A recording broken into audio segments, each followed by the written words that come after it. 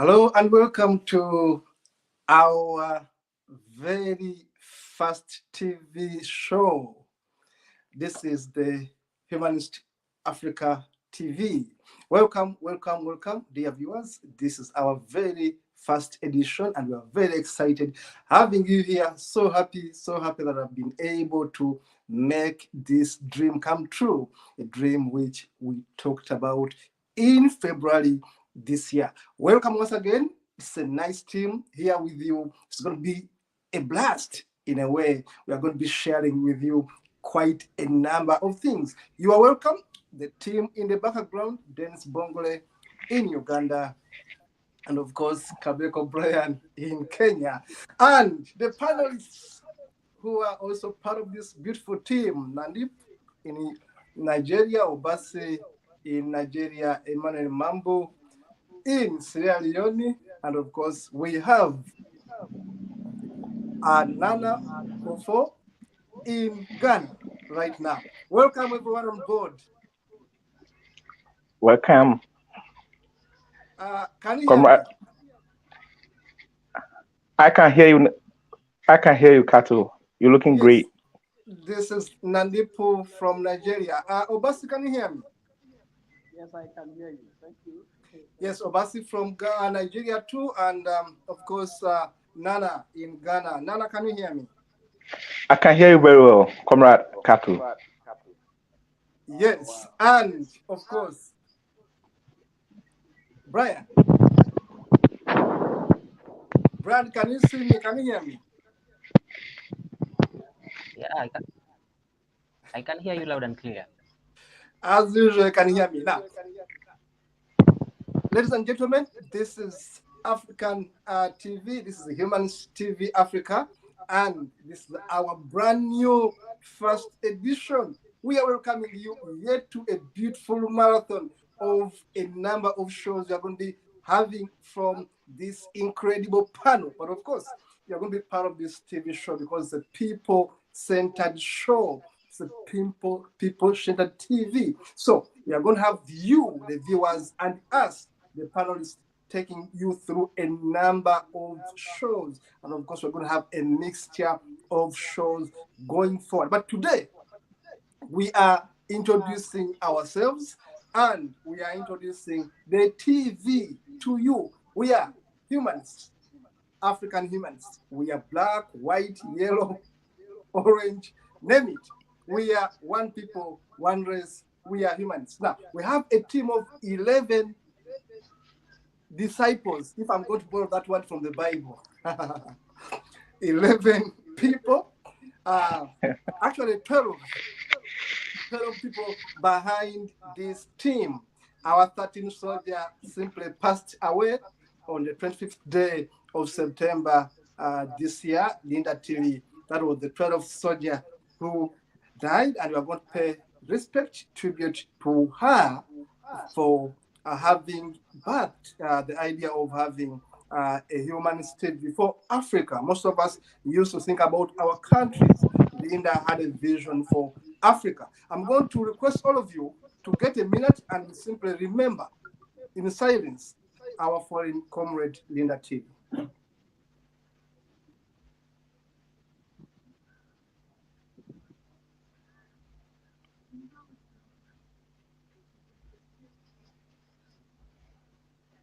Thank you so much. We are back. That was a minute of silence. Of course, we are going to continue. As I said, the production team has Dennis Bongole. You don't normally see him, though one day I'm going to make sure that he is seen on the set. Dennis Bongole and Logan Hayes, who is our patriot in South Africa, and of course, a daughter of Linda Tilly. You won't be able to see them more often on set, but you'll be able to see all of us on set. This is Africa. This is humanism in Africa, delivering a message to the rest of the world. Now, my name is Kato Mukasa. I'm a Ugandan lawyer, and of course, I'm part of the team of the African Humanist TV. And of course, I'm going to start with the person who is next to me. That is Brian Kabeko. You're going to be introducing yourself in a minute or two. Talk about yourself. Who is Brown? People want to know who is this guy called Kadeko in Kenya, who is part of the Humanist TV Africa.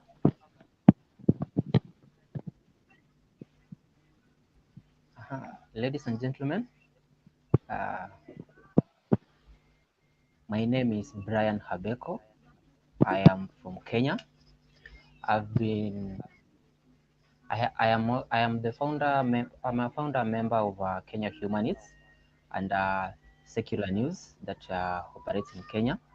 I've also been part of Call to Activism Africa for, I think it's 2 years now, before we decided to rebrand to Humanist TV Africa. I'm really excited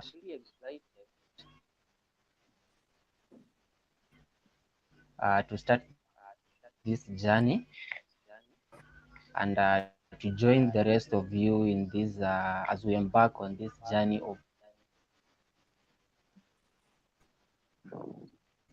launching our new Humanist TV. It's a new experience, and I'm very much excited with what I'm going to learn on the way. As I bring in my expertise, I am someone who is passionate storytelling. So I believe with that expertise, I'll be able to help the team to be able to bring out the producers, and I'll also be making appearances as a panelist in this show. Another thing that Thank you, Brian. you Brian, need you to know forgot to about say... me. Yes, go ahead, Brian. Sorry? Go ahead, please. Yeah, another thing that our viewers need to know about me is that I'm a young, enthusiastic person who is very much devoted and committed to advancing the humanist values and principles, not only here in Kenya, but throughout Africa.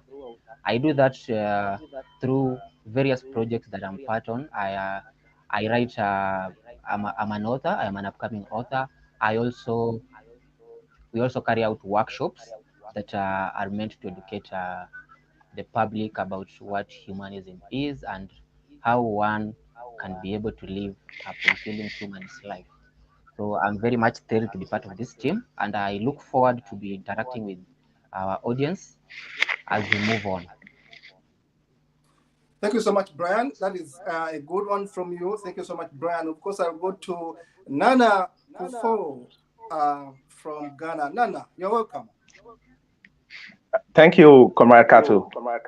And I'm really glad to see you. Thank you, Nana. Yeah, as you said, my name is Nana Kufo. I'm in my early 30s and a proud humanist. In fact, I eat humanism, drink humanism, and even That's nice. yeah. So if you see humanism, you can also see me. I'm a broadcast journalist, trained as a communicator, and also I produce TV shows, radio shows, and right now I'm learning from you guys to produce online shows too. My quest for humanism started around a decade ago, and I was really happy to have met Kato in Accra when the Ghana Humanist Association held a forum in Accra. So that was my first time meeting Kato. I used to be an atheist before I became a humanist. And I'm really glad to be here. Thank you, Ghana. Thank you, Nana. I call you Ghana because you are my eyes and ears in Ghana. Of course, I was in Ghana in 2012. Nana, I'm going to remind me, 2012, 2014. 2014, yeah, 2014. December 2014. 2014, and yeah. We launched the organization. It was a very, very nice experience in Ghana. I love Ghana. One of the best countries in the world is Ghana. Now, I'll be wow. Okay. Let's go to Obasi. Obasi from Nigeria, a young lawyer here. Obasi. Thank you for having me. Um, as my senior counsel rightly said, my name is Obasi Ikechukwu. I'm from Nigeria. I am a young writer and also a graduate of law at the University of Nigeria, Soka. So I love Humanist TV, and because of my love for humanism and humanist advocacy, I founded a group called Humanist Advocacy Council, initially Council before CSC made it Humanist Advocacy Network, HANET. So, and because of how disappointed I've always been that the humanist community does not, you know, harness the importance of the media. I was in talk with Linda Tilly when she was here with us. So sad. So as she initiated this idea, and I keyed in. So because of that, after her demise, I decided to form Humanist TV, which is now part of the amalgamation now called Humanist TV Africa. So I love humanism. What prompted me to become a humanist is not something far-fetched. The fact that human beings have to do everything for themselves and still, made me to know that everything is human-centered. So I love humanist TV. I love everything about humanism. I will always contribute my quota to the growth of humanism. Lest I forget, I'm equally a scriptwriter. Yes, I shared one of my thesis for Ewan that actually mocked religious fanaticism in Nigeria. So, as we proceed with this, Obasi, your voice is a bit low. Your voice okay, is my a bit voice is a low. bit low. Okay, Yeah, as we please proceed, up it. I can't hear you. Basically, I can't hear you. okay, where did you stop Yeah. hearing me, sir? Now I can hear you. Please up it a Okay, now you bit. can hear me. Okay, Yeah. okay, where did you stop? Where did you stop getting me? About 3 minutes ago, I didn't want to interrupt you, but go back a bit. Okay, okay, Mm. like I said earlier, I'm a graduate of law, University of Nigeria. I'm also a writer. I support the idea of humanist TV because I find out that press and media is always a strong tool for advocacy and for activism. And the people that have run the society, that have ruined the society with their superstition, have realized this on time. So that is why I'm happy that Humanist TV is now a reality. So thank you so much. I really appreciate. I appreciate my senior counsel once again, Kato, and every other person in the panel. I'm also a member of the panel, and I'm grateful for that. Thank you. Thank you so much, Obasi. Obasi, I'm very proud of you. I should say that Obasi woke me up because I was in the slumber of at the death of my friend Linda. Obasi contacted me with the idea of the TV, and I said, yes, we had this idea with Linda. Why not put it in practice? So I have to thank you so much, Obasi, for waking me up, and of course for being in the lead, because we already started something on it, having discussed this with Linda, and I was still waiting to recover from the tragedy of her death. But I should say this as I go to my senior brother Nandip. I should say this about Obasi. When I read Obasi's name, only one thing came to my mind, and none of you can guess it. It is that my maternal grandfather was called Basi. Wow. Yes, and he was a very brown man, just like you. Very brown. I'm dark. My grandfather, my maternal, the father of my mother, was very brown, like Nandipu there. Very, very brown man, and a bit You medium know, sized, just like you. and Africa is very one. intelligent and very hardworking. And of course, he was rich. He was a wealthy man, but he taught us how to work. He would take us in the gardens at 5 in the morning to work at 5, not 6, 5 to his farms. So Bassi, my grandfather, I always talk about him. I've written about him. Was a great guy, but very hardworking, and the first atheist I ever knew, because he never went to church.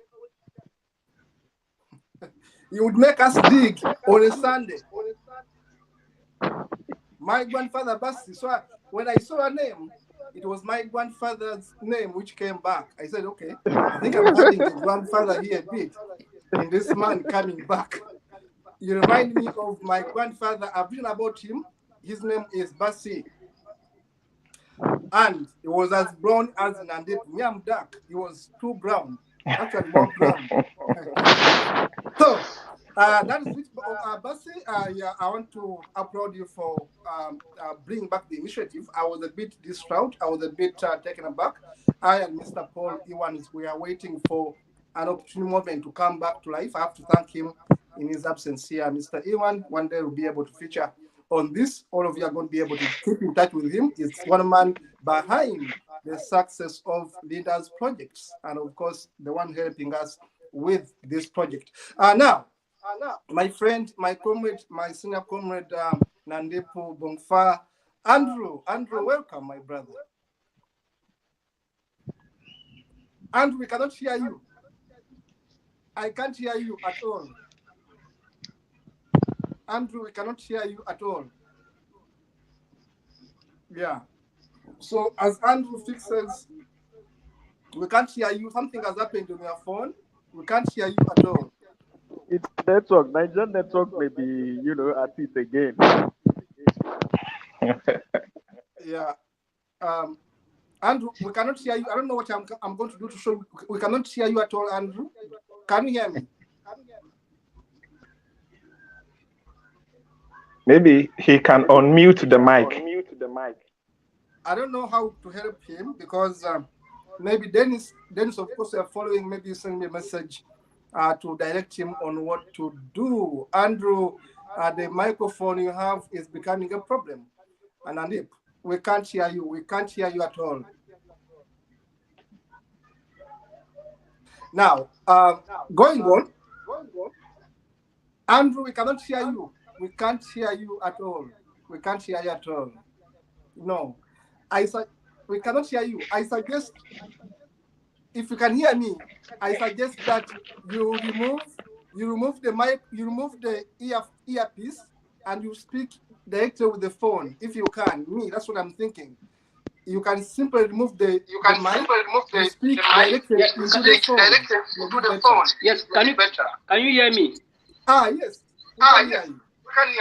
Thank you. Thank you. Yeah. I think I have a problem with my. I could always sense what's happening. Yes, I have my problem with my earpiece. Can you hear me, everyone? I can hear you. Yeah, we can hear you. Yes, thank you. Sorry for that. I have problem with my earpiece. Yes, my name is Nandip Andrew Bongfa. I am a graduate of Agricultural Extension and Management from College of Agriculture, Lafia. I become a humanist like 12 years ago when Dr. Tunde Orogundadi introduced me to humanism. And he told me that there's a conference coming up in Abuja around September, October, that is in the year 2011. So I decided to attend. Me and Dr. Tunde, Mrs. Anna, and many other humanists. We attended the conference in 2011. So that's the beginning of my humanism. I've never been an atheist, but I like to be called an atheist, but mostly like to be called a humanist, because an humanist is someone that has passion and then patient with everybody. He cannot criticize you so much about your belief, but he can also encourage you, to love a human. So, before I continue more, I would like to appreciate Comrade Katu. We have also been together online. I've never seen him. I hope one day you will come to Nigeria. I will. So that yes, so that we can meet. And then most importantly, Linda Telly, we in the Humanist Association of Nigeria, what the information we got from her, we didn't like her so much because of the criticism she has been given to the association. Yes. Not until when I contacted her on Facebook, pleading with her that this issue about Leo Igwe and Humanist Association of Nigeria, it should be what? Settled. She told me that, Randy, I have, make efforts to Leo and the humanist body in Nigeria so that this issue will be discussed, and then nobody kind of listen to her. That's why she decided to kind of start saying things that she knows is right. And later on, I found out that she's a very good and nice woman. Our last talk of activism, Africa, I really appreciate her. She sends a lot of documents for me on the activity that's what is going on in Nigeria. I was shocked and surprised when Comrade Katu announced to us that Linda, she's no more with us. I am very devastated. I love her from her, activism, advocacy, and she's fearless. Just to cap it off, Linda, she's a very strong woman.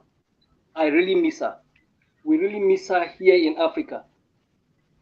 Katu, I encourage you with some of the team. Please continue with what you started. I personally will give my support 100% to see that humanism in Africa grows and every nook and cranny in Africa knows about humanism and the propagation and the promotion of humanist values and principles in Africa. To cap it all again, last but not least, we should not forget that as humanists, we should not forget our culture and tradition. Before the Christians came, took our ancestors, deceived them, carried our grandparents to Europe, and came back later on with what we call Christianity or Islam. This is what we find ourselves. We, African, we are culturally, we are traditionalists. We are not Christians, we are not Muslims. I need to stop here for now. That's very Thank beautiful. you. That's very beautiful of you. Yes. I feel like clapping. Thank you,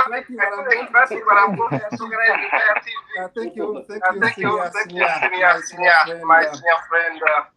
Andrew Nandi. You have been with me for the last 7 or 6 years. We have been together cooking so many things. There's a very, very good friend. I know when I call someone a friend, is a real friend. Andrew Nandipu Bongfa is a real friend. He doesn't betray you. He works so hard. If you follow his page year in, year out, he's like all of you guys. The way I first met Nana in Ghana, we became friends. There is a way you can connect when you meet someone whose energy resonates with yours. I just met Obasi in February when he was introduced to me. But there is a way we connect. And that's how special humanism is. Of course, Brian, about 2 years ago, we are like brothers. Actually, we are more than brothers, me with Brian. It's like a little brother. And that's how we connect with Dennis. Everyone in this team, I feel home. And this is why humanism makes us special. I've just seen a message from a senior friend and comrade, Todd Mayer in the US. Just sent a message. Todd says hello from America, you have human support from here. Thank you, Todd. Todd Mayer, he's a friend of humanists in Africa. And I know you are watching us, and I must give you your flowers right now. Todd Mayer is a hero. You know, sometimes we don't appreciate people who are there for us. We wait for them to die and say, Linda, you are the greatest. But when Linda was there, maybe you didn't say, you are so spam. But I'm lucky that I always told her, you woman, you are great. I always tell Linda, even on set here, because when someone is good, tell them that you are good. Appreciate them. This is what I'm doing right now when I speak, because tomorrow I'm a big God. You must remember that I honored you. Just like I've just said, I told Mayer, that American gentleman, humanist, is a blessing to Africa. And I'm using the word blessing conservatively. Why? He has been sponsoring Ebenezer Helu and his project. He has been printing his books, marketing them in the US. This is an American citizen. But the way he loves Africa, the way he loves our history to be put across. Todd, I have to tell you, I've been looking for Ebenezer. I haven't seen him, but when you get Ebenezer, you know I'm going to be talking with him. I wanted Ebenezer to be part of the panel because of the strength it will bring to our TV. So I have to say it right here. I'm looking for Ebenezer to be part of this panel. So Todd Mayer, take our message to Ebenezer. He should be part of us as a director for this TV to help us, help Africa move forward. Now, going forward, I have to say, Brian, keep on reading those messages, summarize them. My eyes are too bad, and I don't want to put on my glasses. I don't see properly. My eyes are really too bad. I have glasses up there. I don't want to put on my glasses. So, Brian, being very, very good at seeing stuff, will be able to read for me later on. Now, I have to take you back a bit before I go into a different segment of this introduction. Of course, my name is Kato Mukasa. Kato is a name for a twin. I'm a young twin, a young male twin. When we have two boys, the youngest one of the two boys is called Kato, and Kato means a young one. You see, Africa has that wealth of meaning. For us in Africa, and I always say this everywhere I go, that our names have meaning. Sometimes I ask people, what does one name mean? And they struggle to tell me what their names mean. But I know Nana means something. I can tell you what Nana means in my language, because Nana has a meaning in my language. I know Bongofa Nandip has a meaning. For us Africans, why we stick on our names is that our names have real meanings. And I speak that without a shame, without being apologetic to anyone. I don't actually care how someone takes it, but I know that my name is a name of a god. Kato also becomes a god. Our god in our tradition is called Katonda, and Kato is part of the Katonda. That's why normally I say online that I'm a god, and people say, "You a god?" Yes. In my setting, I'm a god. In fact, I grew at home when my mother used to have calabashes and small baskets where they are putting fetishes and coins for the gods. Where they ask the twins. Yes, the twins. Yes, now, you can imagine a culture which glorifies the person as a god. Now, my other name, Mukasa, is a name from my paternal side. So almost everyone in my paternal side is called Mukasa. You cannot escape it unless you're part of the family. You get it by hook or crook.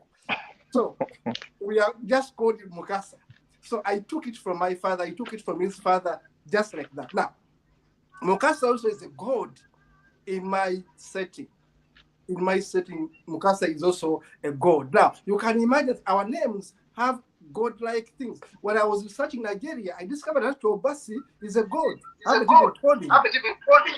But when I was researching, when I was writing my book, I wrote a book called The Fall of Wisdom, The God Business. Some of you have copies.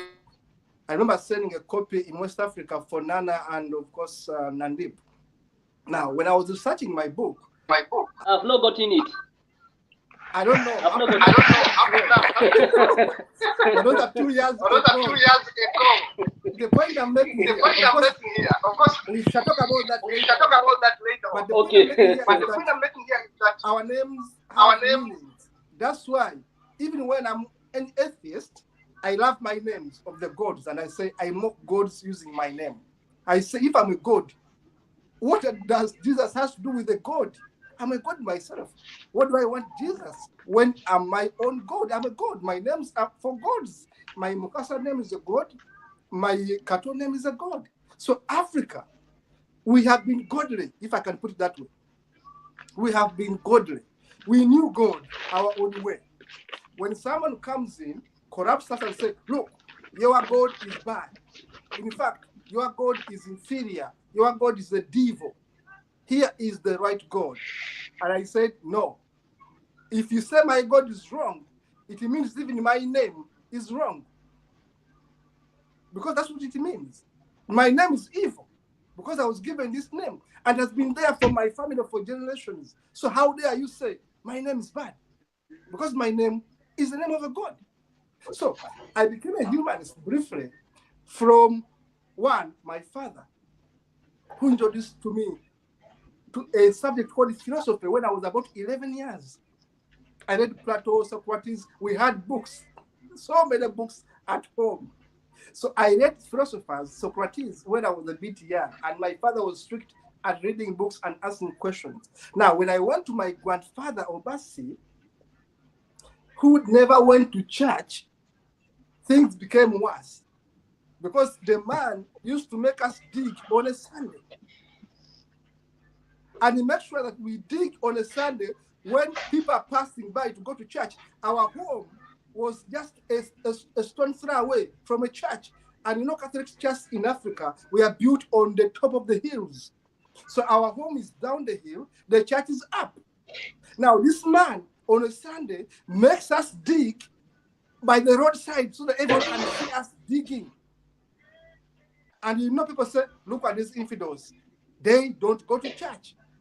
But my grandfather, Basi, who says, no one goes to church, you must dig. This is my home, not yours. If you want to go to church, wait, you go back to Kampala to your mother, then we go to church. But when you come to my home, it's my rules, no church.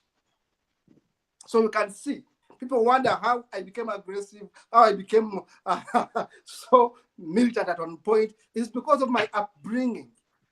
I was brought to ask questions. I was brought to doubt religion as a child, as a teenager. I lost my faith so early. I became so critical to religion because my grandfather was here and making me to doubt every time. My father was here giving me books. A book like that of Voltaire, if you read it, Voltaire dismantled the Catholic Church. It's called dictionary, philosophical dictionary. It dismantles the Catholic Church and Catholic. If you look for that book by Voltaire, it's called the dictionary, the philosophical dictionary of Voltaire. One of the best books I have ever read. And other authors. There are so many other people, Leo Tolstoy in Russia and all those guys. And what made matters worse is that when I went to school, I read literature, English literature, and it was full of doubt because we are reading so much about Russian literature, and Russians were, atheists. The English literature was full of religion and mythology. Russians, most of them, were atheists. Tolstoy, Leo Tolstoy, and the others bashing guys, and I read those guys. Bashed religion like nothing. So I grew up asking questions because naturally at home, my father was a lay-down guy. My mother up to now is very religious, I have to say, as I conclude my part. Why did my mother become religious when his father was not? Her father was not. Why? Because my grandmother was highly religious. Yet the husband, who is my grandfather, was not. Now you can imagine how women shape their children. I always tell Dennis and my friends that a woman who's religious can easily shape your child the way she wants. You, the man, you may make your own philosophies, your own outlook, but the mother has these children for a long time. And the mother normally influences. So my mother up to now is a Catholic, very strong one, about 80 years. My father was not a believer. Yet the father of my mother was not a believer. So you can imagine the confusion there. Now, that is it. That's me. I've been an atheist for so many years. I went to school. I was expelled in 1995 from a Catholic school simply because I questioned it. I refused to obey the rules of the Catholic Church in my school. We are being taught by priests. It's a very big school in my country. But I was expelled when I was going to sit for my final exams.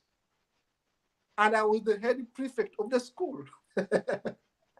So, but they allowed me to come and sit the exams. They only allowed me to come and sit the exam. The school is called Blessed Sacrament Kimani, one of the best schools in my region. I was only allowed to come and sit for my final exam, senior 4. And I got them the best first grade anyway, even when they treated me so badly. But they chased me because I was big-headed. I was not listening to the laity. They are called these guys who monitor from the church. There's a name they call them, chaplain or something like that. I forget even. But because I was already not believing in the subject of becoming, these boys are called peg boys. Some of you have gone to church. You know peg boys. Mass service. Yes, those boys who help the priest to do whatever he does, the Catholic priest. Yes. In Ghana here, we call them mass service. I think that's yes, because I forget. something in Nigeria. It has been so many years. I keep on forgetting. I refuse to be one. And I read another strike in the school. And I was the head prefect. And I was chased away from the school. So, anyway, but to cut it short, where did I find the word humanism? I found the word humanism in a book called Wrath of the Earth, The Wretch of the Earth by Frank Fanon's. It's the first time I read the word humanism, and I was in senior 6 vacation. Then I read for the first time from that book, Frank Fanon's book, Wretch of the Earth, and I read the word humanism, and it was describing who are the humans. So I read it, and I didn't take it seriously, but I had noticed it. When I went to university in 1999, for the first time, I was curious. I was admitted to go and do a course called economics. That was my first degree. Then, in this class, our lecturer comes and says, can you imagine? He was talking about world views and world economies. And it was like, Russia, many people are Orthodox, but China, people actually don't believe in God the way we believe in God here. And then he said, in Uganda here, there are people who are called atheists and humanists. In fact, at this university, we have a branch of non-believers. So I was struck. I said, we have a branch of non-believers in this university, and I was a first year in my first semester. So I said, look, after the lecture, I went to him and said, sir, can you give me the address of these guys, the contact? Do you know where they sit?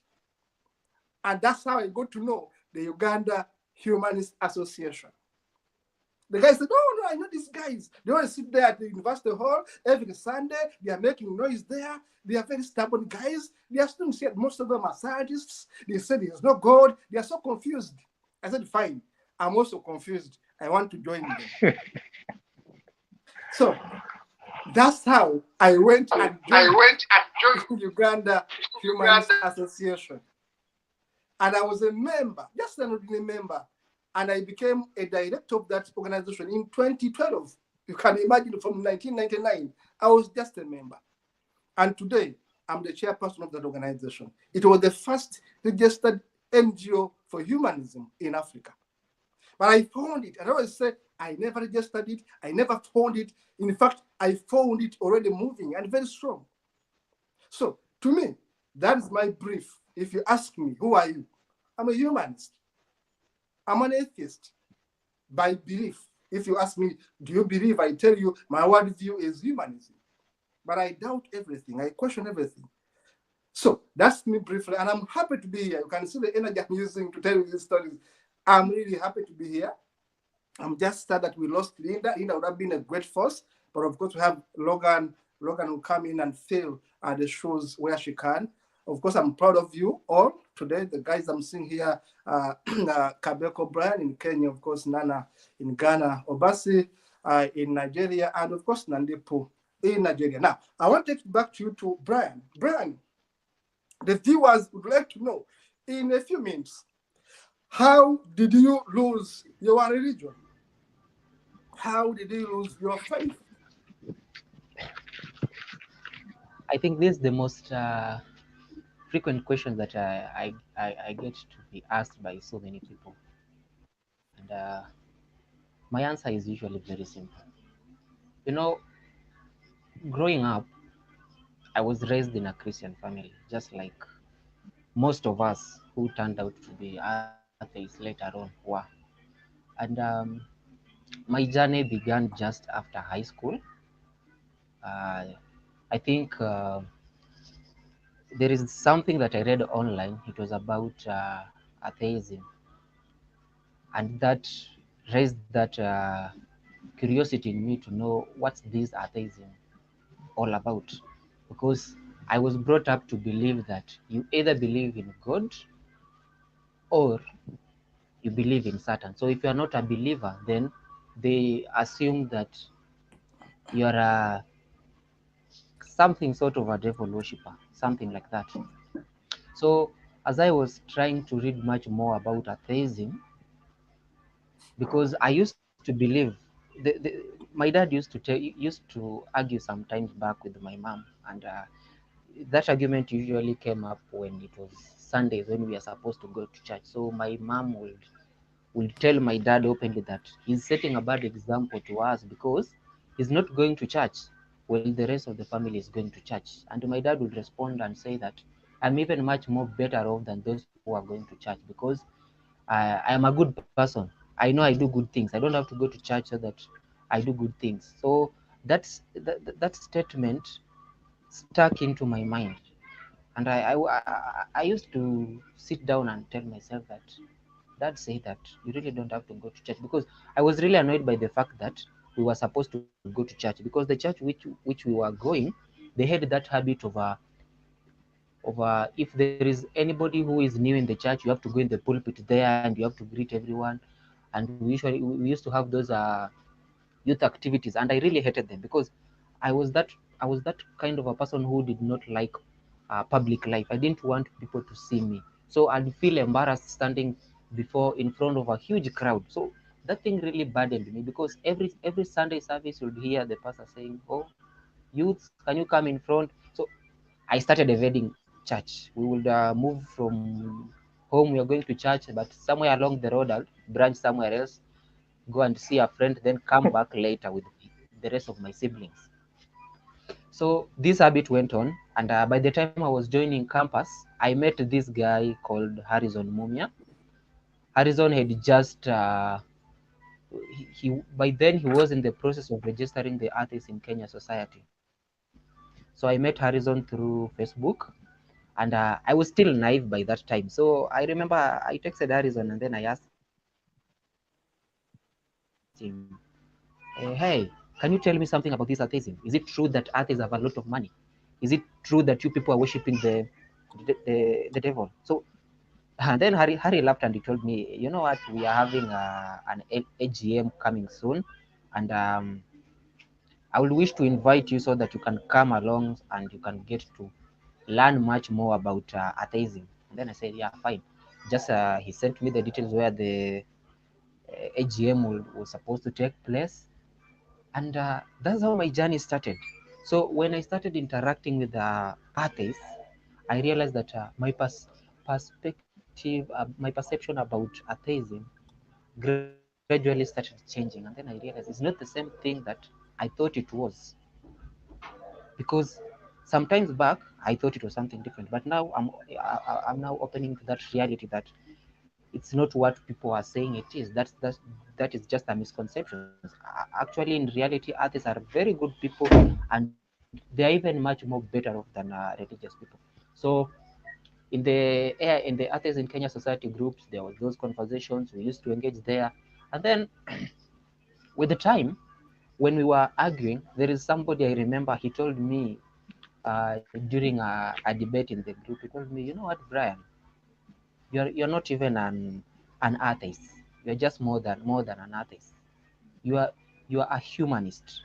That was the first time I was hearing about the word humanist. I didn't know what. Then I was like, again, we have someone who is a humanist. Brian, we are losing you. Yes, we are losing a bit. Do you hear me, Brian? Brian, we are losing you. Now, Nana, do you hear me? I can hear you, comrade. Let us speak it from there. Share with us your own experience. Wow, the show is really interesting. I'm enjoying myself here. Yeah. Thank you. Yeah, I was born in a town called Offenso in Ashanti region. And in this town, we have St. Patrick Church and the St. Patrick Hospital. I was born in St. Patrick Hospital. And initially, I was a Christian after, I don't know if you, a priest, a Catholic priest, Luanga, Father Luanga. He was a famous Catholic priest in Offenso. So my name was Luanga Kwame Apigi. Now, Luanga is the Ugandan name. Ugandan name. Yeah. And no wonder I have that passion with Ugandans. Okay, so I was named after Father Luanga, and my granddad was a Catholic, but he wasn't going to church. He has a lot of money, so he only goes to church when the church was raising funds. While my maternal granddad to Kwame Nkrumah took him to Czechoslovakia, pardon me, Czech. So to learn shoemaking. So he was the first manager of Kumasi shoe factory. So the coup came, and he set his own private shoemaking factory in Kumasi. In fact, he started the shoemaking business private shoemaking business right here in Ghana. Whilst my paternal granddad was a farmer, and he was a very rich farmer. So. And he told me directly that I am his favorite grandson. So I was very near to him. In fact, growing up, my dad went to Europe at a very tender age. I didn't see my dad. The first time I saw my dad, he was, I think I saw my dad, I think around 7 years when he came back to Ghana. So I was raised by by women, my mom's sisters, my grandmom and my granddad. And we have this church, Catholic church in Offenso, and the whole community attend this church. But for some reason, I don't know, I didn't like going to church because there was a video center just beside the church. And I will go to the church and escape and enter the video. So I prefer going to the video center because that was at the time we were watching the Arnold Schwarzenegger, the Rambos and the rest, and it fascinates me. There was the storyline was good, but church was boring, and they usually fight with me before our attention. So growing up, church was a no for me. And I went. My primary school was a Christian school. My secondary school, I went to the Anglican secondary school. In fact, my maternal granddad went to the same school, Kumasi Anglican Secondary School, and he was a mass server till Nkrumah took him to Czechoslovakia. So I went to Anglican Secondary School, and after Anglican Secondary School, I went to Christian Service University. So you can imagine. And then at Christian Service University, my auntie's husband was the president of the university, and he was the scripture union chairman, the whole Ghana. So I was directly involved with Christianity. Yeah. Not for my sake, but I was trying to, I was trying to mingle. I was trying to be accepted, but I never liked Christianity.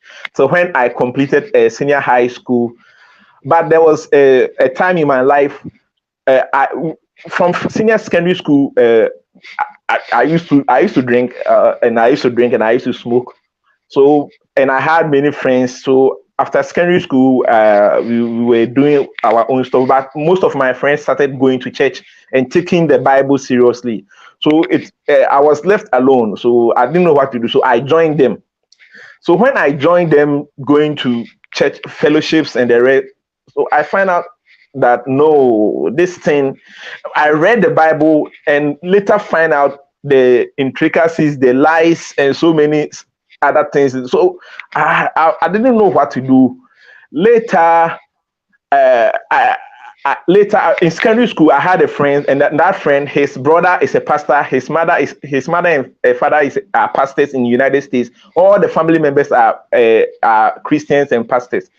But I saw a book in the house, How to Think About Weird Things. It was written by Theodore Sheik. And in fact, I stole that book. I didn't know, but I love reading. So I stole that book from the house. I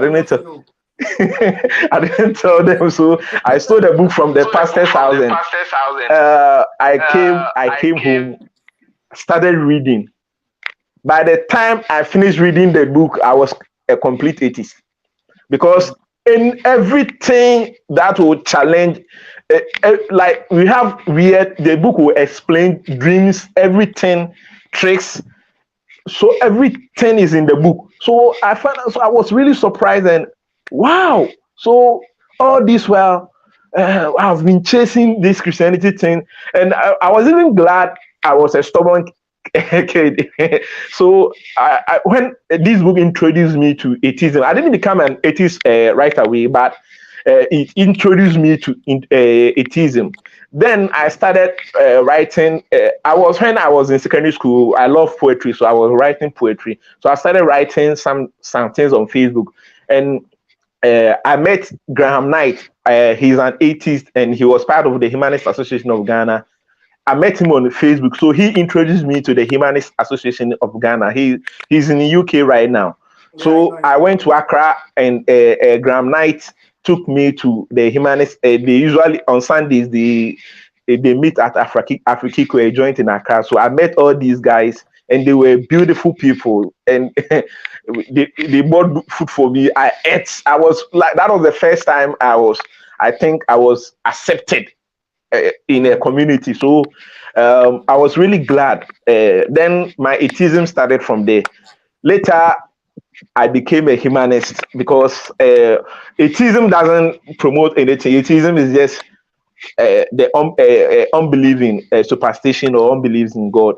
But humanism, what are you doing with your life? That's where humanism comes in. So with humanism, I started learning more about humanism, started reading, and fortunately for me, I met Kato. So Kato also did part of the job for me. I started reading his books and so many other things, and I was a full-blown atheist. Now I lost so many friends. I was even having my I don't know if he's online, but my junior brother, he is with my father in Holland, and he has been raised as a pastor. He told me he won't he won't accept me as a brother if I continue with my atheism. But I was still so he blocked me on Facebook. I lost so many opportunities, job opportunities. In fact, even my own family. I think my father wanted to help me, but with my humanism and nobody was, trying to tell him, like, everybody, your son, he is a devil worshiper, he is against Christ, and like, so I was left alone. And after secondary school, after university, apply for jobs, and people these days go on Facebook and look at your status and your platform, and this is where a full-blown atheist people, there are some job opportunities. They say you qualify, but we are not going to pick you because I think you will influence other people. So I was stuck at Ghana Broadcasting Corporation because it belongs to the government, and and I wasn't a staff. I wasn't a staff of Ghana Broadcasting Corporation, but I was there helping them with broadcasting, and I was getting something small here and there. And I've been there since, because any job I tried, seeking, because of my humanism and my atheism, I will not get unless maybe I'll try entrepreneurship. So it hasn't been easy with me, but I'm always happy that I will not go and spend the rest of my life in hell. So the atheism and humanism is something. It's a gold to me, and there was no way I'm going to lose it. And I didn't lose my faith. I discarded it. So, and I didn't have any faith, by the way. So, mine was my journey to atheism was very straight. I didn't because I wasn't that superstitious person. So, my journey to humanism was very cool. And okay, that's it. That's a small. That's beautiful. That's Yeah, beautiful, yeah. Nana. Okay. That's very beautiful there. Of course, we shall be having you more. We have lots of stories, all of us, to tell, but because of time, we cannot really exhaust them. I have a lot of stories. Yeah. I have really liked you from the way you have explained it. I should say this before you go to Nandip, that all of us, in one way or another, have had to forego something because of our humanism, because of our public say, I am an atheist. I've lost so much. I won't even be able to talk about it right here. When you tell me you were sacked, even when you are a supporting staff, that's how you get jobs. Because getting a job with the government, you start by being a supporting staff. That's how you get jobs. But I can tell you, I've lost contracts personally. I've lost favors. I've lost friends because in Uganda, I'm known as the bishop of humanism. Sarcastically, the damned atheist. And I'm happy to say I'm the damned atheist. At one time, one of my partner called me a devil's agent. Yeah. So now, if the woman you have children with actually thinks you're a devil, so what do you think your employer is going to think? But I don't take it in bad faith, because at the end of the day, she understood. She was a bit young. I was older than her, maybe about 8 years. She was a bit young, and you have been indoctrinated all your life, and me, I'm from a different background. She's from a different background, so there's no way I can take it on her. There's no way. I forgave her a long time ago, but I can tell you, she told me so many times, "You are a devil. You're a devil's agent. There's no way I cannot be able to believe in God and think we're going to grow my son. Well, you're not going to be able to raise my son because you were devil yourself. You don't pray. You must pray." So I can feel your pain, Nana. I can feel your pain because I've gone through it. It's terrible. So let us hear from our young lawyer here about your experience. How did you lose this thing called religion, the animal called religion, honestly? Well, I'll be brief. Well, my journey to humanism, and will I say apatheism, because I've outgrown atheism. So I'm now apatheistic.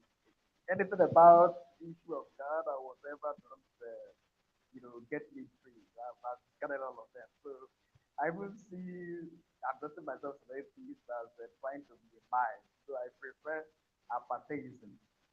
So my journey into humanism is actually evolutionary. It's in stages. I am a friend of literature. I love reading a lot. But if I tell you what inspired me into, getting over this journey, you'll be amused. First, it was Achebe's things fall apart. Sorry, I cannot hear you, Obasi. I cannot hear you. Okay, up your okay. voice a bit. Up your voice a Can bit. you hear me? Can you hear me Yes, now? but up a bit. Okay, can you hear me? Okay, I was saying that my journey to humanism was quite evolutionary. It took from stage to stage. I grew up in a religious home, a Catholic family. I was also a staunch Catholic. I was trending to becoming a staunch Catholic, loving Catholicism, becoming a mass server. I was thrilled when you were talking about it. I served mass for years. So I myself, I grew up to be a staunch Catholic and extremist for that matter. But along the line, when I was about to finish secondary school, I joined arts. I became an art student, and I enjoyed reading then. So I began to read books like the first book that inspired me to begin to shun religion was Things Fall Apart by Chinua Achebe, Yes. followed by Wole Soyinka's Trials of Brother Jero. How So about Kongi's Harvest? Did you read Kongi's Harvest? no. I By read Soyinka, one of the best books by Soyinka. yes, I read Joey's, of course, Trials of Brother Joey. I read that one, but Kongi's yes, Harvest is one of the best books. yes. That I don't know. These are the two books that actually inspired me at the first stage. So, Okay. Things Fall Apart made me become a Pan-Africanist, a lover of African tradition. Mm. Then, as time goes on, when I read uh, Trials of Brother Jero by Wole Soyinka, it exposed religious extremism and Yes. fanaticism and bigotry of the Christian community. So I Mm. began to ask questions and I deviated. I had a plan of initially becoming a reverend father, but these books had a way that inspired me. So they inspired me into beginning to develop doubts, some methodic doubts. But to cap it up, when I gained admission to study law, I was exposed to philosophy and logic and learned critical thinking. That was where the journey started. So I began to question things. And in order not to be spanked, I started as a traditionalist. Mm. you know, when I started, I am a bit manipulative when I start something. Family has always been a problem. Whatever I do and family shun me, it always hurts me. But if I'm able to conquer family and it is just a society, it's just a walkover. So when I started sublime. I started by calling myself a traditionalist, trying to promote our tradition, also, acknowledging a God. Though the reasoning behind God or deity does not appeal to me at all. So, but in order to penetrate, in order to use a sublime style, manipulative style to make my point and become independent, I was able to start by calling myself a traditionalist. Your volume, Promote, your voice, up your voice a bit, up your voice. okay, Obase. promoting my tradition, and my people felt free with me. So from there, that was how I became. I left being a mere traditionalist to becoming an agnostic. So from agnosticism, I started reading about Leo Igwe. So it was actually Leo Igwe that influenced me to become a humanist. So from agnosticism, I graduated to apatheism, where when you talk about the issue of God, I see it as a waste of time. As a waste of time. So that is just the journey. These books, funny enough, are the things that influenced me before I got in contact with philosophy books. I read The Essence of Christianity by Ludwig Feuerbach. So it's also another. When I got it was when I already find myself in the university. So I read books like Essence of Christianity by Ludwig Feuerbach, God Delusion by Dawkins, then God is not great by Christopher Hitchens. But that was just the peak. The starting point was Soyinka and Chinua And Achebe. achieve. Thank you so much for making this platform available for me to actually talk about this, because it's actually quite amusing how Achebe's work and good enough. Soyinka is even a humanist. He's our patron Mm. here. So That's Soyinka good. is a humanist. So thank you so much. I will have to stop here. Thank you so much, Obase. Obase, I should tell you and everyone that I loved 3 guys or 4 in West Africa. And I always thank my father. He's dead now. He would have been 82 today. But I always thank my father because my father loved to read. I read almost all the books of Wole Soyinka and Chinua Achebe before I made 15 years. Wow. That's why I was reminding you, Price of Brother Jello, Kongi's Harvest, all those books. Achebe wrote about 12 or 13 books. And they are wonderful. So Soyinka wrote about 11 or 12 also. I read almost all. But there's another third guy. I think that guy is from Ghana. It's called Alechi Amadi. Alechi Amadi. No, Alechi Elechi Amadi Amadi, is one of the. no, he's from Nigeria. Elechi Amadi is from Nigeria. Alechi Nigeria. Amadi is from Nigeria. Yes, that Yes, guy he's from. is. That guy is a beautiful writer. Now you can see that Nigerian authors influenced me so much, the great poems and all that kind of thing. So I read those books as a teenager. As a teenager. So by the time I made 20, my mind was so much changed because I was a Pan-Africanist. I was always, why did these people take our land? Why did these people take our minerals? Why did these people do this to us? That was me as a youth. And who had made me a revolutionist? Achebe, Soyinka, Alechi Amadi. Those are my heroes. And of course, in Kenya, there was a good guy. There are about 3. Kenya has also its own authors. I'll ask the person from Kenya to mention for me 2 novelists from Kenya. Mr. Kabeko, can you help me here? 2 names of novelists from Kenya. And I'll mention for you 3 more. Brian, can you hear me? Now, you see, Brian has gone mute. Anyway, what I Maybe was he's saying not is, at a client. what I was saying is Brian is a scientist. I will forgive him. For us, the artists. Actually, I can hear you. My microphone was muted. Tell me only 2 names of Kenyan novelists, and I'll tell you 2 more.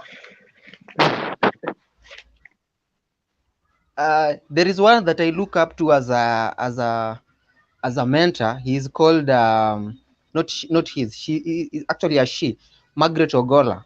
She has Ogola this is fun. novel that is called The River and the Source.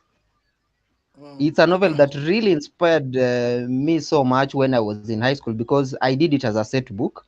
And then we have this other one that is, I think everyone knows him. He's called Ngugi wa Thiong'o. Ngoke Wathionga is the best. You should start with him and honor him with a salute.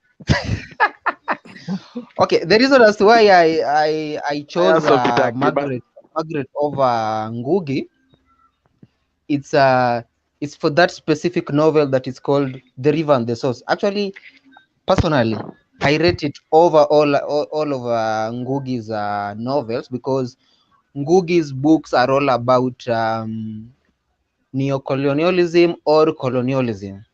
But That's why I like if you read the novel of Margaret Ogola, actually that novel is about male. It's condemning the a male chauvinist society.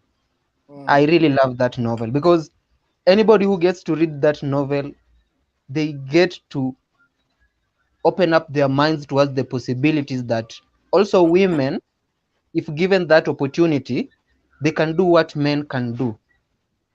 Not Yes. in such a way that she was comparing men to women, but she was actually bringing that impression that we all deserve an opportunity. So that's how I fell in love with her work, and I really love it so much. I really love it so much. I'd take her any day over Ngugi wa Thiong'o.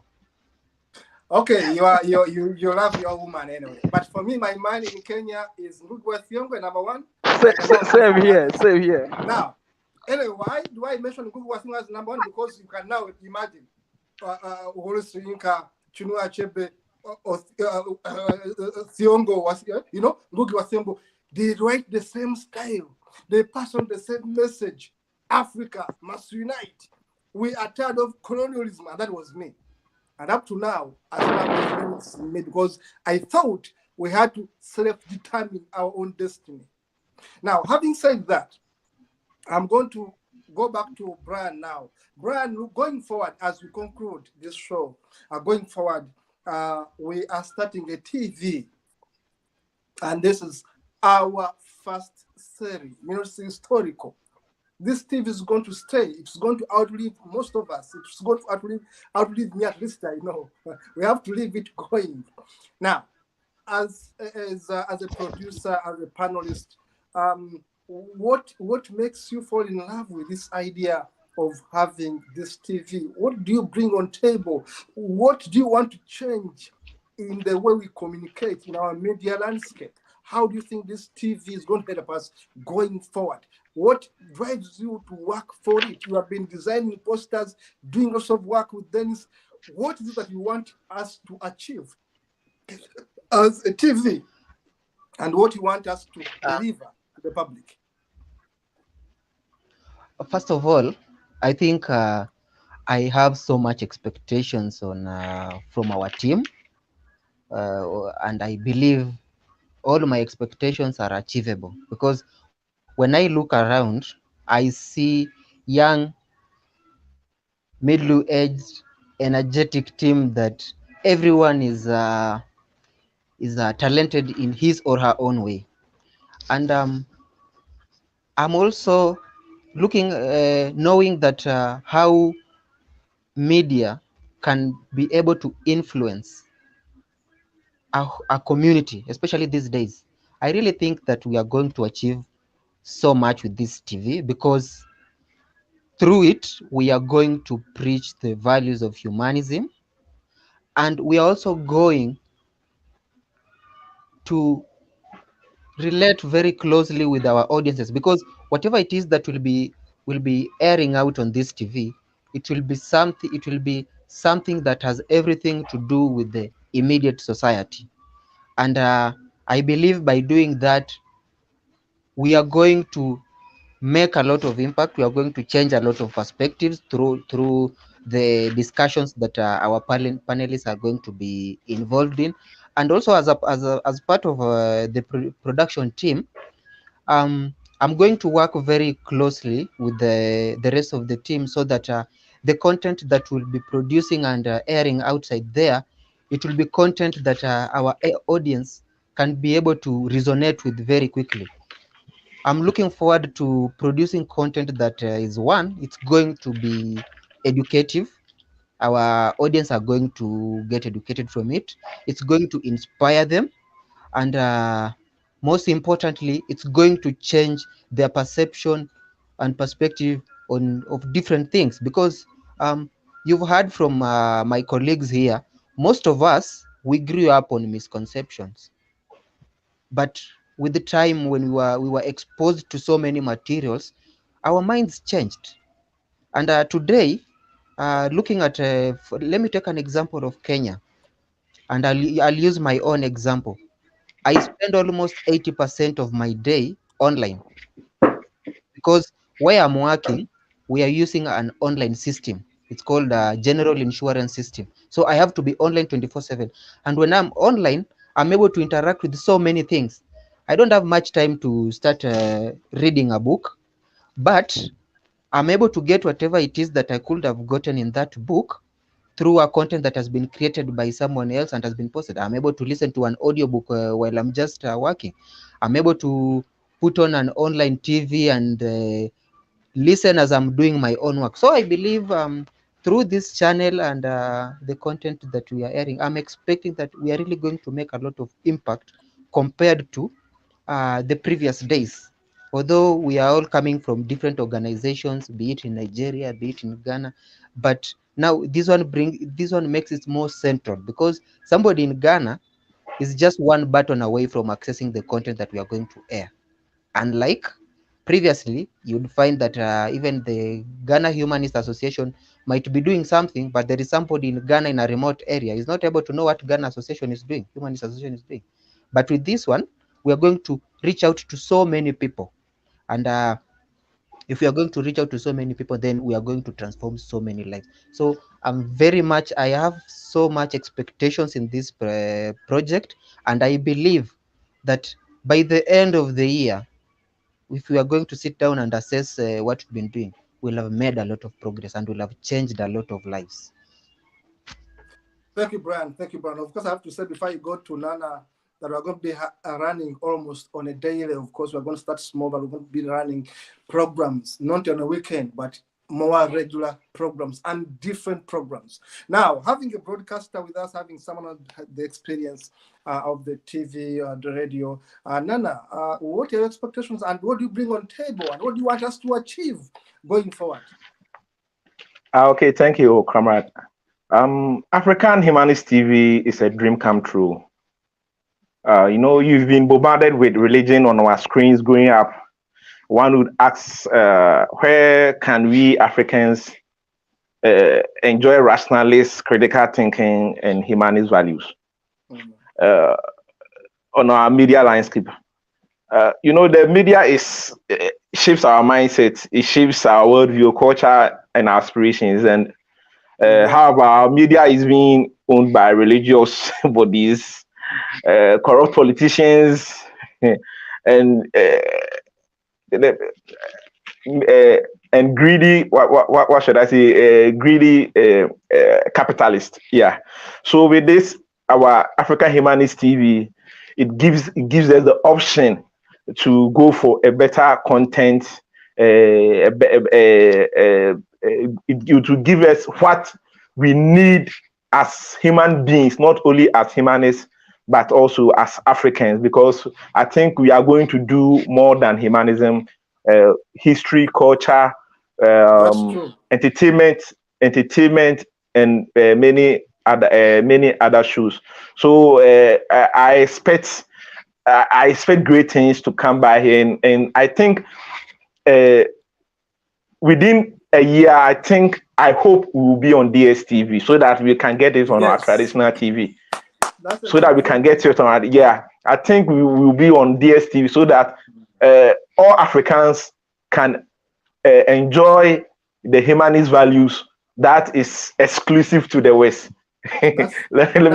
Humanism has is all over the world. It has been with us Africans since time immemorial, but we have to make humanism African for Africans. So that is what I expect in the near future. Thank you so much, Nana. Thank you so much, Nana. And that's very beautiful when you mentioned DSTV. Yeah, we have to think bigger. We have to think beyond the box. But we have to think, Kabeko, Dennis, and everyone on the team, we have to think big because we have to take our message beyond Facebook, beyond YouTube. So as you write our program, our future work plan, Kabeko, we are going to project that within a year, we want to have our programs being showcased on DSTV. So you just know how much does it take us? Can we raise this money? Can we write a proposal to have our programs aired, even if it's not regular, at least on some networks which are bigger, that this is just a launching pad towards going where we want to go? Because the honest part is that we want to take this message to millions of people in the world, but most importantly in Africa, where we have so much superstitions, where our people are still killing themselves over bogus religious ideas, where families in Africa will stop you from marrying their daughter because she is a Muslim and you are an atheist or Catholic. I had a trouble with my partner because we come from different settings, different tribes, different everything. There was a problem at one point. Just because of my tribe and that tribe, there's a problem. But we solved it after struggle. Now you can imagine if we are still dividing ourselves, we are all black people, but my tribe becomes a problem with yours when I never had your tribe. But we are simply saying, no, you are different religion, you are different tribe. These are things we are going to tackle as Humanist TV Africa. Debunking myths, mythologies, stupid miracles being played by these pastors. Bring a miracle here, dismantle it from the way it begins to the way it ends. We are going to be a different version of TV that disproves miracles, disproves prayers, disproves all these isms that are going wrong. Of course, talking about human rights in Africa, showcasing where things go wrong, because we're going to be giving updates, news updates. We're going to be having programs for children, programs for employers, programs for workers, programs for women rights, human rights, and all those things. And as a programmer, you are going to be helping us do this programming. And Nana, this is going to be a TV that airs every day. That's why we want to look for salaries for people like Nana, people like Dennis, or whoever would like to work with us on daily must be paid. And I'm saying this online because we're going to be looking for money. Because people are serious, are going to be watching us. There's no I can keep Nana on his toys 24/7 without a salary, without an office at home. Of course, we're talking about an office at home, without paying your rent, without having a meal to eat, because it becomes a job for some of us. It becomes a piece of work. It becomes a calling, because there's no way I'm going to be able to work without food. So that's why we are starting as a serious entity where we can look for money and employ our people, even if it's little pay, but it comes. But it comes. So, Obasi, your take on this? So, in a nutshell, I am so happy. I am one of the happiest persons today for this reality come true. I've always asked, what is activism without, what is activism and advocacy without the media? Since our traditional media are being owned and controlled by religious bigots and fanatics, so we need a better alternative that can demystify superstition, demystify religious, show religious extremism, expose false cause, and appeal to false beliefs. So I am happy that this dream has become a reality in form of Humanist TV Africa. So I am so grateful. My expectation, let me not just waste much time. Our expectation has been stated by my comrade here.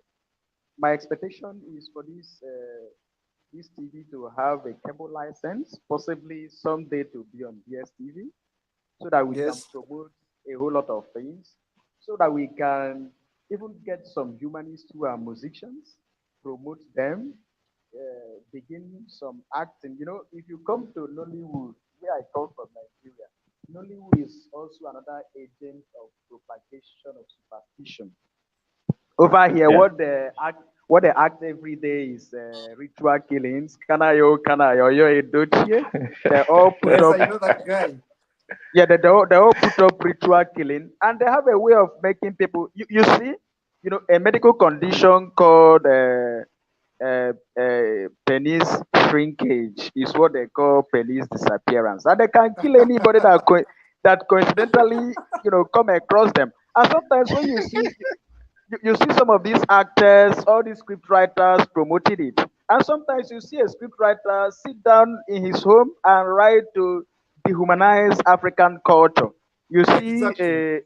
you see a native doctor, a native doctor, African native doctor and diviner, one white priest or one pastor from somewhere will come and pray and destroy the shrine. It doesn't work that way. You are dehumanizing your culture. Yes, let us accept the fact that we are now enslaved to English as a lingua franca. We are enslaved to it. We can't run away from English now, but and other things. But our culture, our core values should not be dehumanized using the media, because our people have been, made to be Christians and Muslims. No, we have to provide a better alternative, and that is what I want Humanist TV to do for us. Humanist TV Africa. So I love Humanist TV Africa. I thank all our comrades, all our panelists, our producers, and our able host, my senior counsel. Thank you, Kato. Thank you so much, my brother, Council Obasi. For us lawyers, we call ourselves councils. I don't know what IT guys call themselves. I don't know what journalists call themselves. Me, I'm a lawyer. We call ourselves, they're called councils. Whether they are councils for hens or crooks or whatever, we are the biggest thieves in the world. Now, having said that, yeah, they say lawyers are thieves. He has to accept. Now, having said that, I want to thank Senga, my friend, my big sister. Senga has just sent a message there. She is a wonderful lady. Our mentor as a human celebrant. She has been there for me for so many years. And you said she's watching us from Scotland. And of course, I know there are many people who are watching, just didn't send their messages. But Senga, kudos for you, flowers for you. Thank you so much for sending those messages. Brian, I said my eyes are too bad to be able to read the other messages. I was able to see for Todd Mayer and of course Senga, but it helped me to read other messages. Brian, I don't want to be biased because I read only 2 messages, Senga and Todd. Now, I want to thank so much everyone. And Brian, I mean, Obasi, you said something very important about TV. And of course, my brother Nana from Ghana said something also very important. Look at the way how our TV series, TV drama has been indoctrinating us. I should tell you, when I was growing up as a teenager, the best movies we saw in Uganda were from Nigeria and Ghana. And I blame you people, you West Africans, I blame you for spoiling our humanist mindset with your funny movies. And because we never had any alternative, we are always glued on the TV watching Nigeria juju. Men disappearing and coming back. Fire. And then a prayer time said, now I'm going to pray for you. A pastor comes and then he prays and Jesus comes. And Jesus comes and someone is healed in a dream. And they say, to God be the glory. Am I telling a lie? That's how your movie Yes, it's true. You are 100%. Because I watched your movies for over 10 years and I got bored. But we never had any alternative. We never had any alternative in Uganda. We had only one television channel and one series called Bibao. Things happened. And Bibao was just our nonsense in Uganda. Marriage, school, whatever it is. Now, the rest of the movies, I salute Nigerians and Ghanaians. We were watching movies from West Africa. But what made me annoyed as an atheist, everything was about God and demonizing African culture. Our culture was the bad. Our gods were always the one getting defeated. And I was saying, why shouldn't our gods win any war against these people's gods? Our gods always are defeated. And the pastor comes and says, to God be the glory. We have won these infidels with fire. Now you can imagine the psyche of our people watching TV that promotes lies. Now, there's even something I want to add.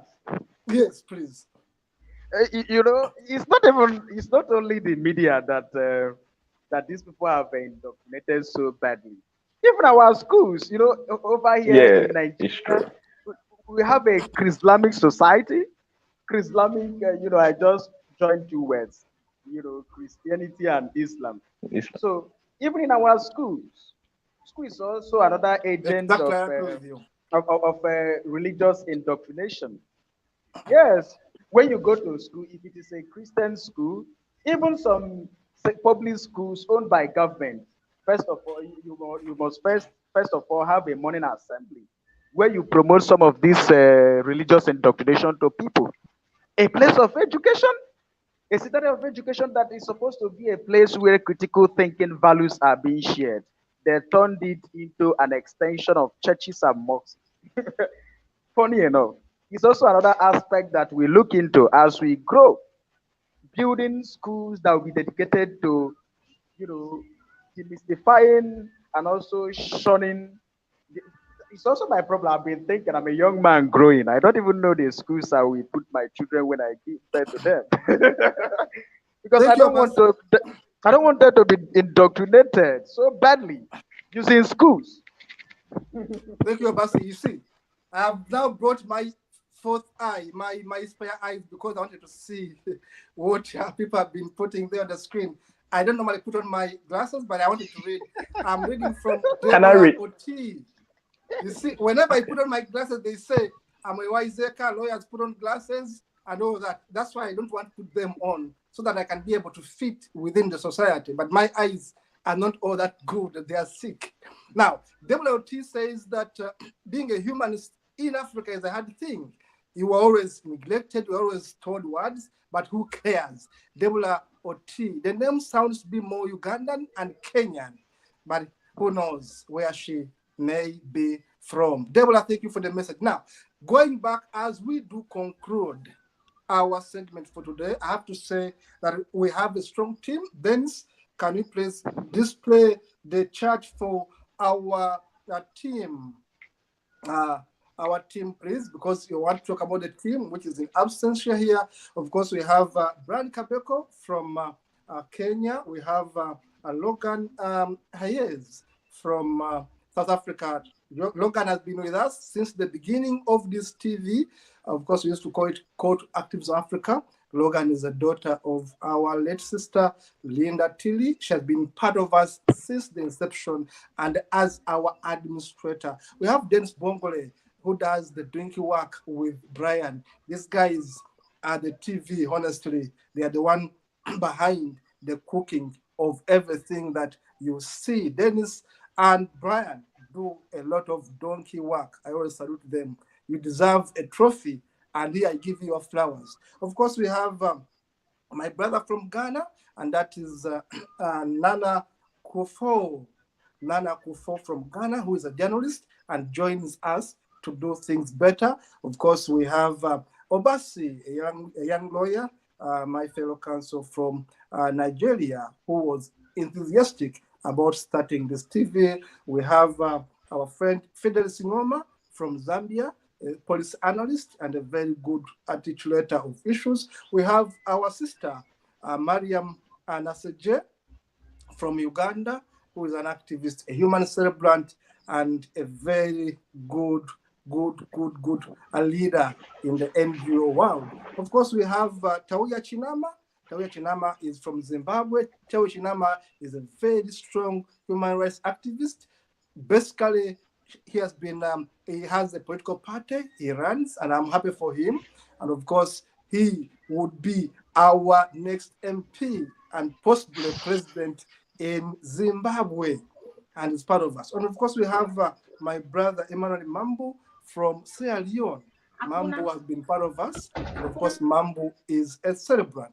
And of course, we have my brother, my senior brother Nandip Andrew Abongfa, a celebrant, a human celebrant, an agriculturalist, ex-banker from Nigeria. That's the team. Of course, we're going to be having Ebenezer Helu added on this team. Now, Den's going back to the studio.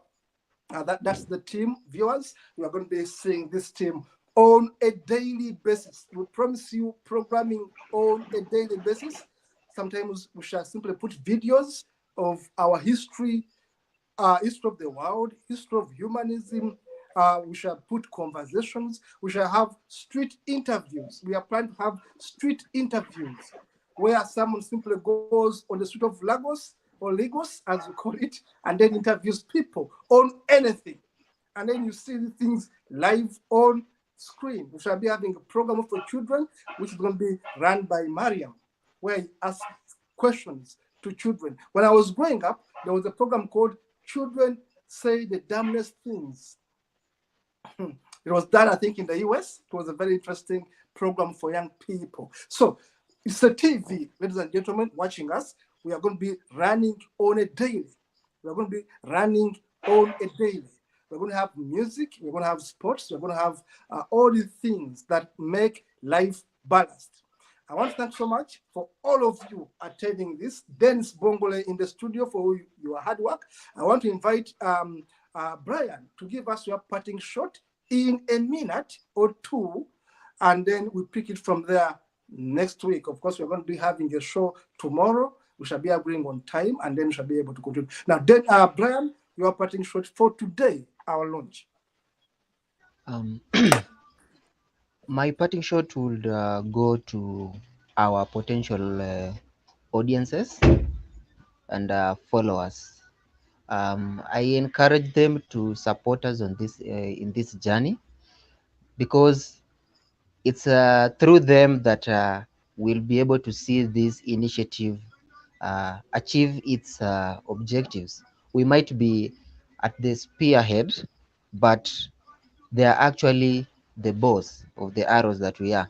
So I encourage them to join us throughout this journey, join our shows, send us feedbacks, because it's from their feedback that we are able to build up on something that it's going to resonate very well with them, the values and the principles of our community.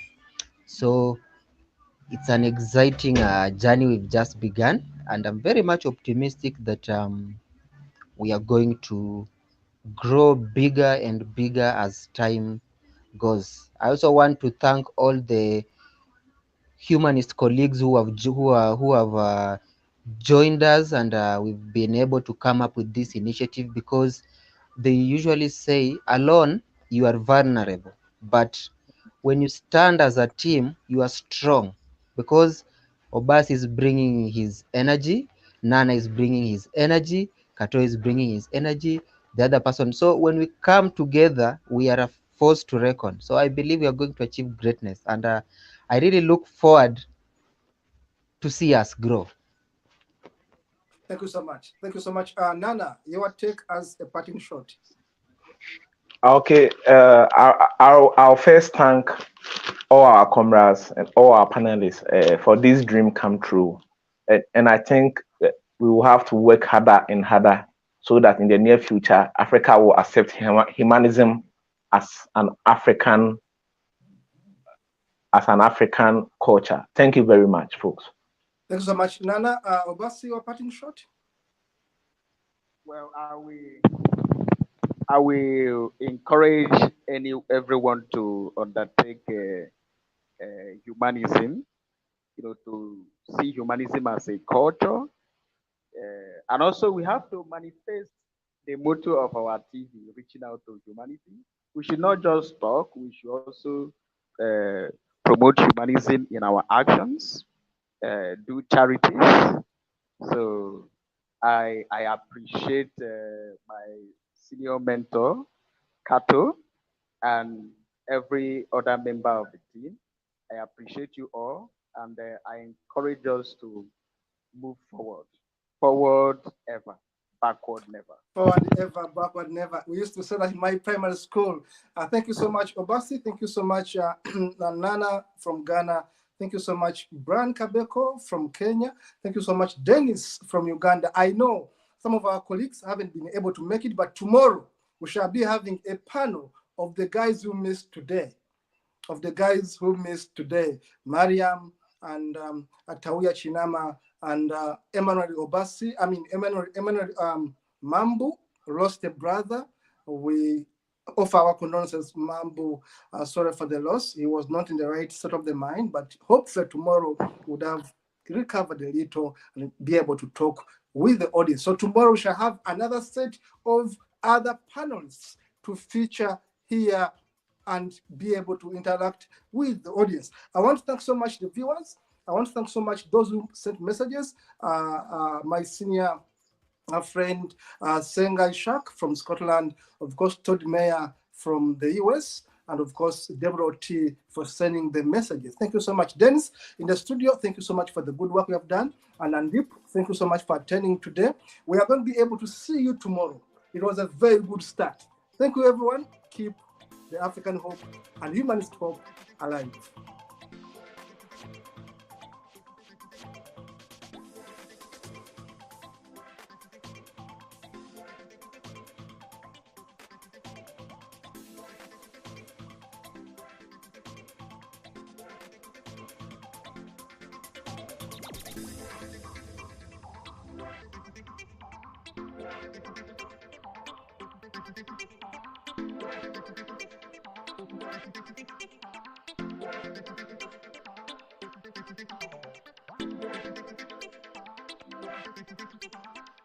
Thank you.